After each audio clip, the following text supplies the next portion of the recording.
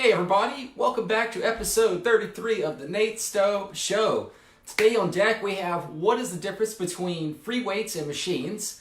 Also watch the new Quentin Tarantino movie, Once Upon a Time, in Hollywood. Spoiler-free movie review there. And then finally, went and did a little bit of golf practice today. Kate's had a little red face and sweaty, so just another takeaway, and hopefully you can apply that to your fitness and hope you have a little bit better results. So let's start with what's the difference between free weights and machines.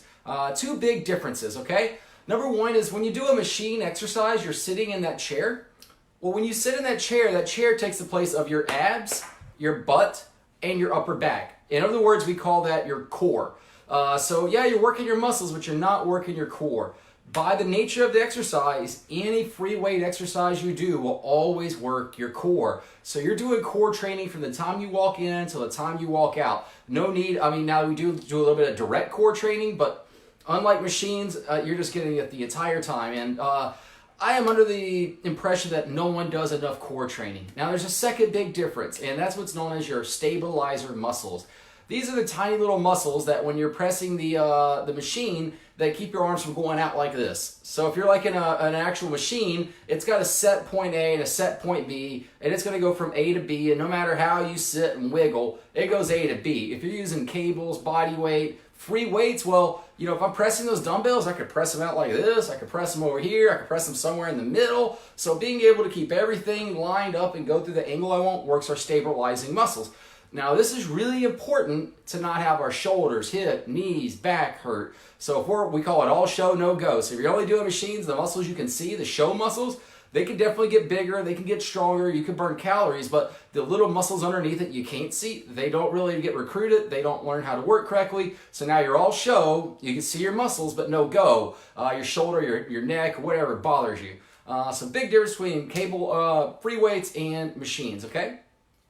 Next up, spoiler review movie review for Once Upon a Time in Hollywood. I really enjoyed this movie. It's an A, it's an A+. I could totally see myself watching it again in the future.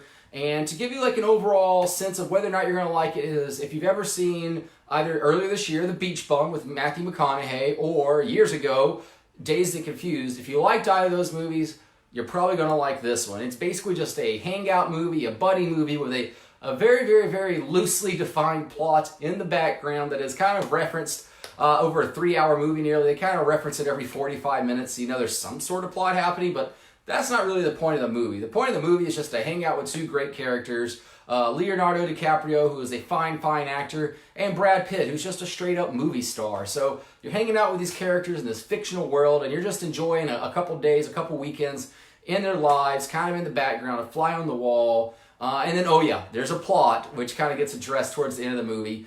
So I enjoyed that. If that sounds like your cup of tea, you like the Beach Bum, you like Dazed and Confused, then you're probably going to like this movie. If you didn't like those, well, you're not going to like this one. And finally, a golf lesson applied to fitness is you got to do what others aren't willing to do. So if you want what others don't have, you got to do what they won't do.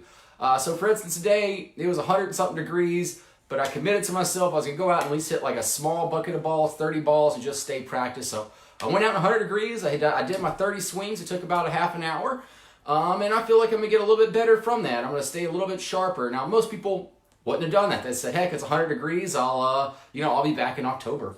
Same thing with your fitness. You might not always feel like doing it, you might not always be prepared, it's not the perfect case scenario, but you go in and you do it anyway because that's what a fit person does. They go and they do it anyway, and what a good golfer does is they go and they practice anyway. So, moral of the story is if you want to get what others don't have, you want to be in shape, you want to be muscular and lean, you got to do what others aren't willing to do. You got to get a little uncomfortable, and you got to do this even when it's not convenient and the perfect scenario for you. Hope that's helpful. Hope you have a great day. This is episode 33. I'll be back in a few days with the very next episode. Have a great day.